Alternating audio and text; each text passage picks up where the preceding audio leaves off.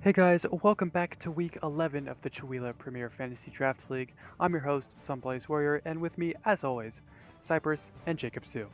It was another great week, and I can't wait to get into it with you guys.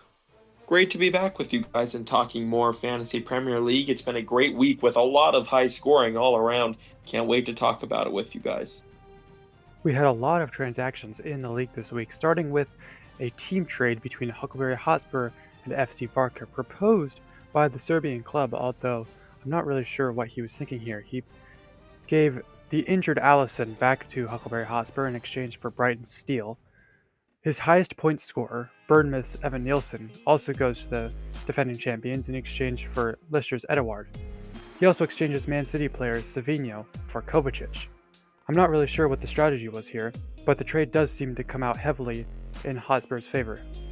FC Varka also made 4 transactions alone, bringing in the injured Diogo Jota for Pereira, grabbing Nketiah for Edouard, who he just traded for, picking up Brentford's Damsgaard for Alexis McAllister, and bringing in Manchester City's Ake for James Justin. Next, Sue Castle brought in Jorginho for Bonanotte, and Angry Bird Athletic had 2 transfers.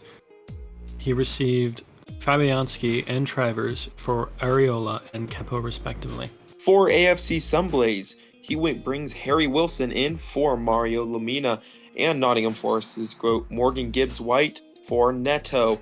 As for Cyprus FC, he brings in Bournemouth fullback Kirkez in for Branthwaite. As for Huckleberry Hotspur, he brings in Caicedo for Soucek, and then Moreno for the struggling Colwell. And our first of the matchups this week, Cyprus FC notches another win, this time against Swedish side Toddy's Boys, by a scoreline of 54-36. Certainly an impressive score from Cyprus FC. On his team, he had Pickford and Smith Rowe both score 11, Mazrui with 8, Murillo with 7, and Bernd Leno with 9 on his bench, although Pickford was irreplaceable there on the starting 11. And for Toddy's Boys, Bruno Fernandes carried the team with 17 points, very impressive from him. And the next highest scorer was Pedro Porro with 4, and no real production from anyone else. Angry Bird Athletic suffered a high-scoring defeat this week to the Hive with a scoreline of 36-49. The Hive had a bunch of players that weren't very consistent and high scorers, with Cunha, who scored 12, Tarkovsky with 8, Sarabia with 6, and then Young, Ilonga, and Holland all scored 5 points. Angry Bird Athletic had some decently high scores, with Fabianski, the new guy, scoring 9, Martinelli with 8, Garnacho with 6, and Buembo with 5, but that was not enough. Next, Osignac dominated FC Varka with 47-25. Osignac's star man Mohamed Salah scored 14 points this week, and then Barnes and Anderson both scored 7, with Mikalenko being another high scorer, getting 6 points. FC Varka had a couple decent players, with Darmsgaard, who scored 8, and Delict, who scored 6, but everyone else scored 3 points or less. Newcastle United had a close match with the USA Air Force, with a difference of 32-27. Newcastle had 2 really high scores, with Joe Linton scoring 10 and Robertson scoring 8, while everyone else scored either 1 or 2 points. USA had a similar situation, with Konate scoring 6 and Raul scoring 5, and everyone else scoring 3 or less points. Huckleberry Hotspur defeated Tommy 45-34 for Huckleberry Hotspur in victory. Vissa with 13 points, Evan Nielsen with 8, and Van Dijk and Kelleher, the Liverpool duo, both register 6 points. As for Tommy, Nunez and Odegaard with 7, Bassi and Robinson with 6, and then the rest of the squad did not add much.